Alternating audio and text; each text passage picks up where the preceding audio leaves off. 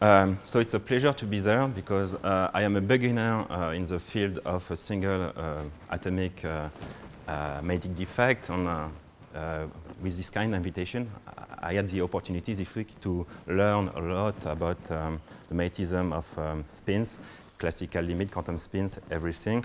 And for me, it will be very, very helpful, I think, for my future work. What I will show today is something which is related to what you showed this morning in the chain, in the single atomic magnetic impurity into a superconductor.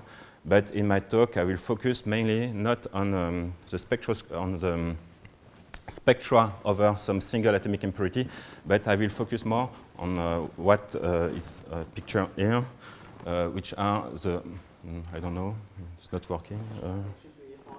It should be on, okay. Okay, it's working. So I will not focus only on top of the magnetic impurity, but we will look at how the magnetic impurity perturbates the environment at some distances that can be quite large, over a few tenths of nanometer. Okay, so you heard a lot this morning about Toshiba bond state, so I will be short on this part.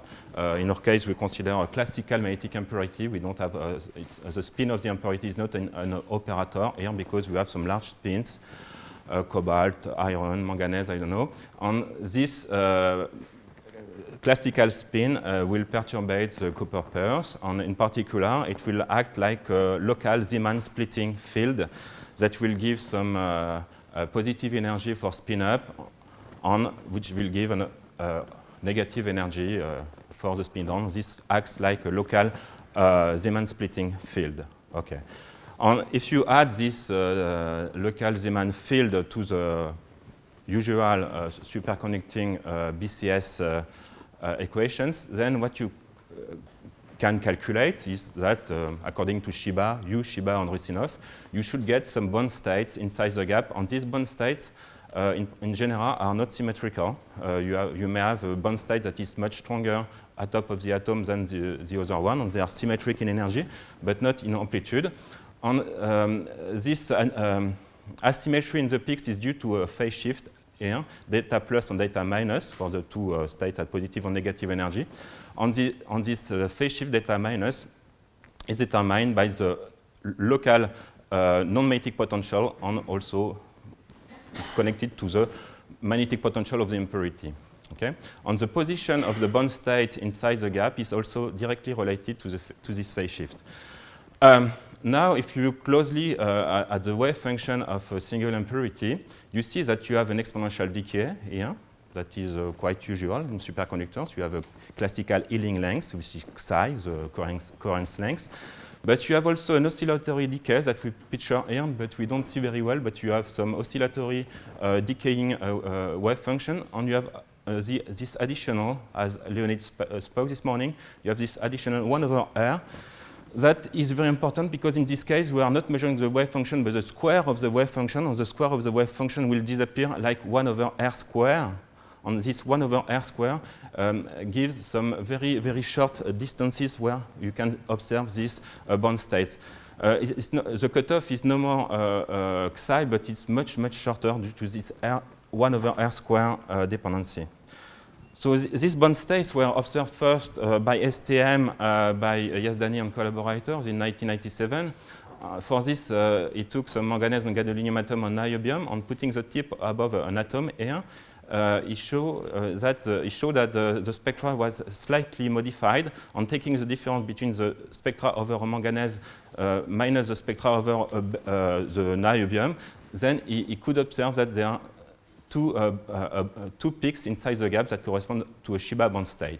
Now, if you look here, you can see the distance. It is 0 angstrom. It is at top the impurity, and then at 12 angstrom from the impurity, 1 nanometer, you see that the wave function of the Shiba bond states already completely disappeared. It's no more measurable by STM.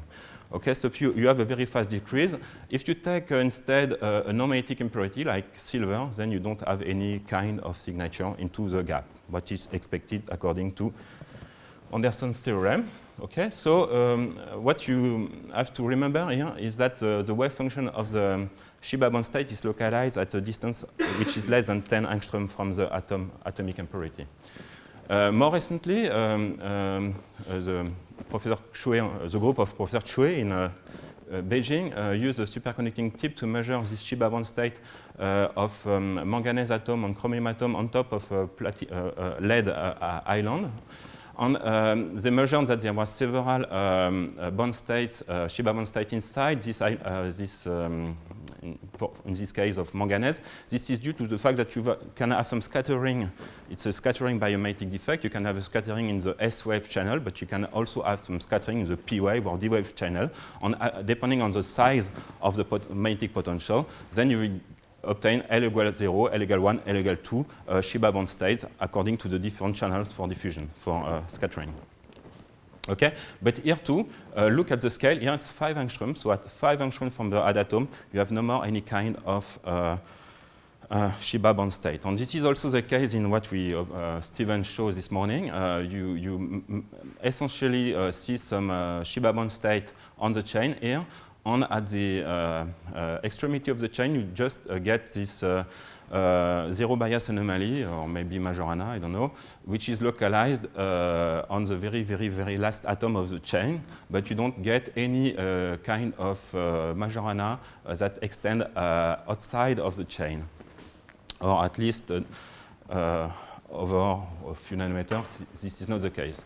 So we decided to work on this subject because we did some prediction. In particular, it was clear that if we did some extension to the work of Rusinov, who calculated the wave function of single impurity, it was done in the 3D case, but if you take a 2D superconductor, then you expect to have a much worse screening, or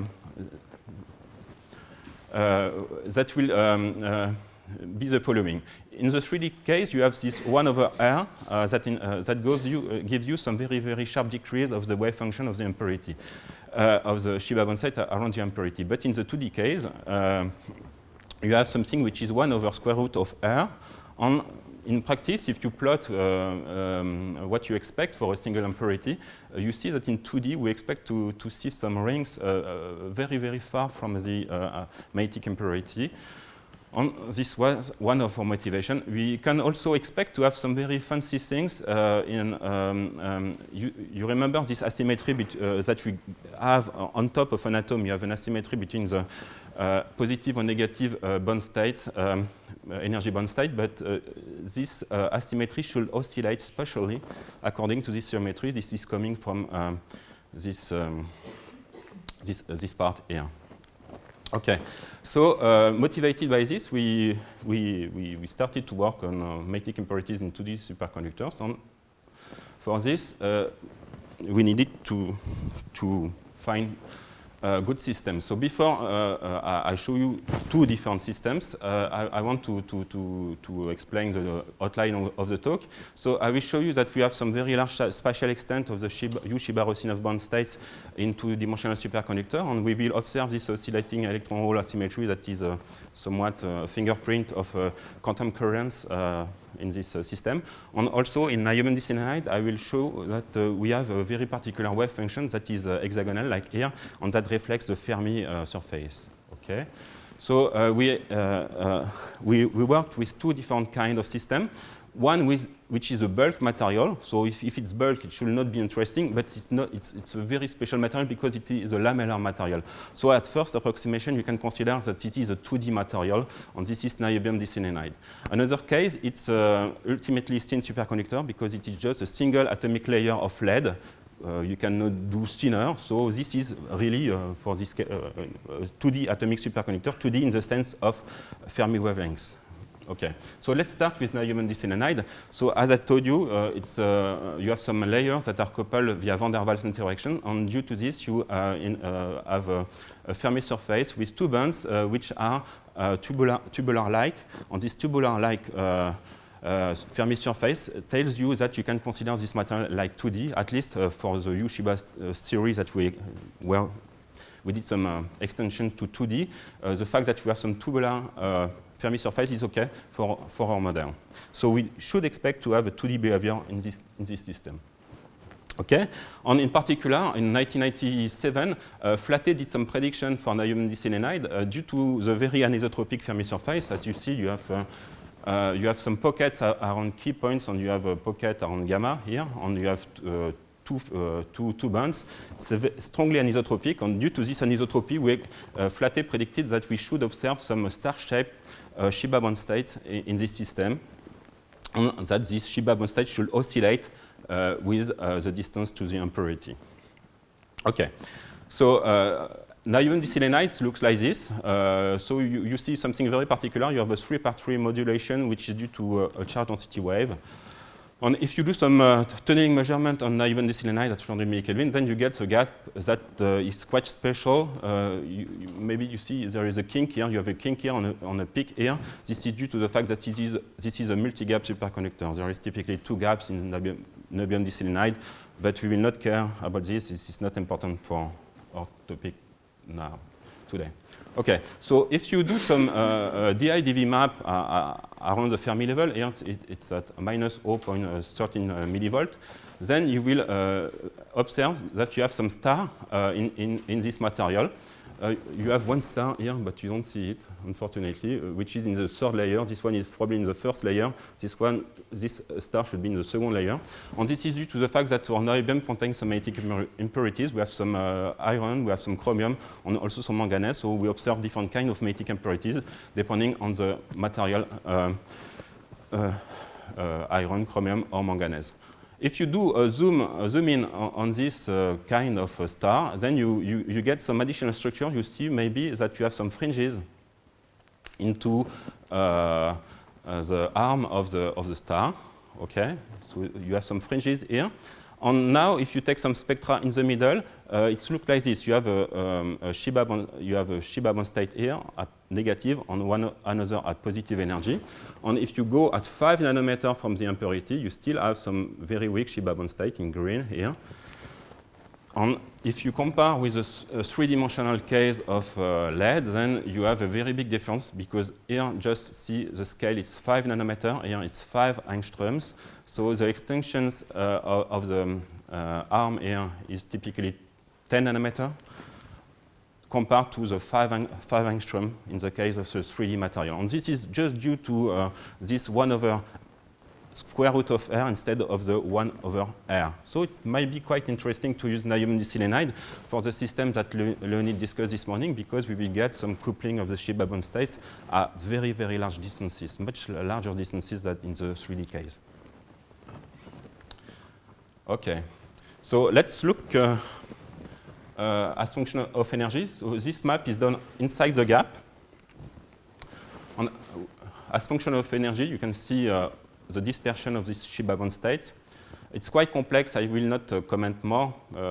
There is many small structures, and we have a lot of this kind of measurements. Just to see you how we do measurements, we do some spectroscopy in every point of the image. So we have some information not only at the Shiba energy, but on all the energy range in the gap. So we can do some post-analysis and do a cut of this around this line here, for example, around this arm of the star. And what we get is the following. Here is the distance to the magnetic impurity, and this is energy. This energy is inside the gap. It corresponds to this range here. So if you look at 0 in distance, this corresponds to this bond state pile at top of the impurity. And then if you go 5 nanometers from the impurity, you obtain this green curve that corresponds to somewhere here. Okay? So this gives you the dependence of the Shiba bond state with position. Okay? And you see that you have an oscillatory behavior, but with a phase opposition between positive and negative energy bond states. Okay? And this is not, finally, this is not so surprising, because according to the theories that we made for the 2D case, we should have some phase shift between the positive and negative energy that, given by this formula. And if the bond states are very close to zero energy, here the bond state is typically the gap divided by 10. Okay, so we can, if you consider the energy of the bond state is 0 in first approximation, then we expect to have delta plus minus delta minus, which should be pi over 2. Okay, so we should be in quadrature for the wave function, but we don't look at the wave function, we look at the square of the wave function. In this case, we should have phase opposition, and this is indeed what we get. We have phase opposition, and with a good agreement with the modelization. I have to stress that if you know the energy position of the Shiba bond states, then the phase shift delta plus minus delta minus is completely determined. You don't have any adjustable parameter. Okay, this is not adjustable parameter. You just have to put the energy of the bond state, and that's all, and you obtain this phase shift. Okay.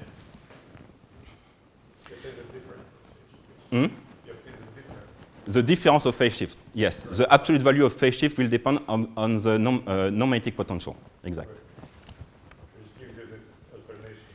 Yeah. This alternation is due to the difference in phase shift. Yeah. On the absolute phase shift is very important to obtain the asymmetry at top of the impurity. Okay. This is governed by this non-magnetic part here. Now we have also we have some very nice quantum current oscillations, electron hole asymmetry into this shape, a star shape Shiba bond state. But we also have this six-fold symmetry, which is not what we predicted. It should be round-like, some circular-like. But in fact, we know that in niobium diselenide, we have some very strong anisotropy. That is reflected in particular in the vortex core. In the vortex core, if you apply 100 millitesla, you will get some very nice stars, Sheriff stars in this material that correspond to some Andreev bond states into the vortex core. And these Andreev bond states are influenced by the symmetry of the Fermi surface.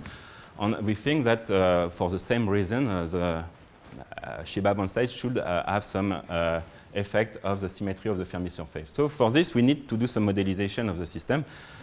And we start with the very basic model that we have, which is a Bogoliubov-Deugen model.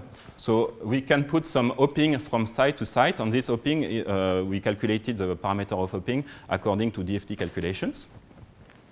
Then you have to put some on-site pairing interaction.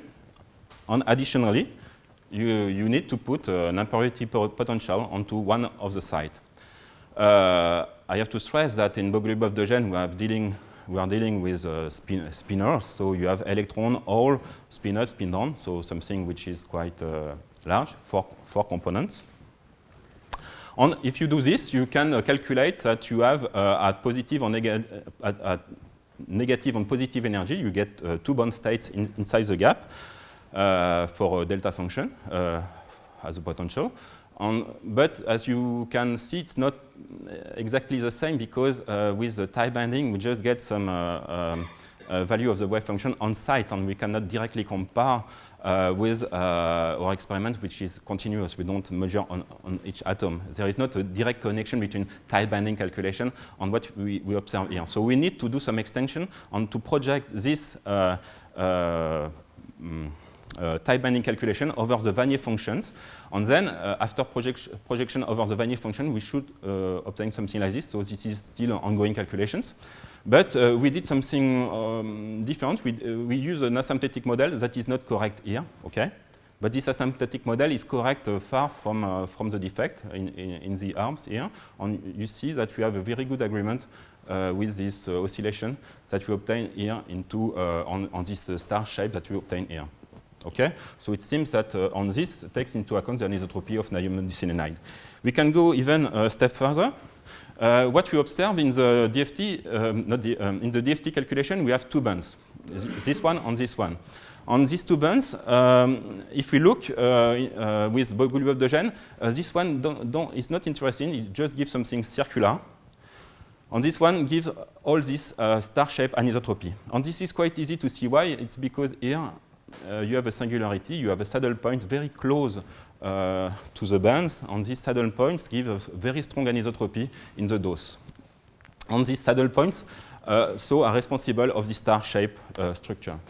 You can do some joint dose calculation by joining the dose of the pocket around K on the pocket around gamma. This is done here, or the pocket around K to a pocket around K, or do autocorrelation of the pocket around the gamma point. And what we observe is that for autocorrelation of the gamma band, the band around gamma, we have a very good agreement with what we observe. So it seems that most of the shape that we are observing is due to this gamma pocket around gamma. Okay. So we have other kind of impurity. Maybe this is due to chromium, on this one to manganese, because this one is less abundant than this one. So if we go at low energy, 0.12 millivolt, we just see one impurity, one Shiba bond state, which is a small star, smaller than the other one. It's not exactly the same shape, and it corresponds to some bond state very close to the Fermi level here. But we don't see the other one because the other one has a gap at this energy of 0.12. But if you go at higher energy, then you can start to see these impurities that appear at higher energy. And you still have this oscillation into this star. So let's take a cut over this kind of impurity. In this case, what we observe, so we have some bond states which are a gap edge. The gap is somewhere here. And this is really close to the gap. And in this case, you see that you have some electron-hole symmetry. The electron and holes are in phase, and this is what you expect if you take this formula. If the Shiba states are close to delta, then delta plus minus delta minus should be 0 or pi. And then if you take not the wave function but the square of the wave function, they should be in phase, and this is indeed what we observe. So this is another example of this quantum coherence that is completely governed by the energy position of the Shiba bond states. Okay. So as a comparison, this is what the previous, which is very close to the Fermi level, and this one close to the gap edge. And this position in energy explains that the phase shifts change from this one to this one. Okay, so this was some example in niobium diselenide, but maybe that niobium diselenide is something special because we know that this material is double gap. It has a lot of special properties. It's a very interesting material, but maybe this is something peculiar. So we had to test this effect of magnetic impurities in 2D superconductors in the ultimately 2D superconductor, which is lead on silicon 111. So this material was discovered as a superconductor very recently in 2010 by the group of Professor Xue in Beijing. And they studied two different reconstructions, one which is striped incommensurate phase, which has a TC of 1.8 Kelvin, and the other one which is a unidimensional-like structure which has a TC of 1.5 Kelvin. This is the square root of 3 by square root of 7. Okay. So we did some measurements onto these systems because we were interested first by the disorder in this kind of very, very thin superconductor. We expect, in particular, in this system that a step edge should be a very big defect. If you have superconductivity in a single atomic layer, then a step edge is a very, very big defect. You have also some defect due to the fact that you have some domains, orientational domains, and some boundaries between these domains. You have also some voids here. You have also some add atoms.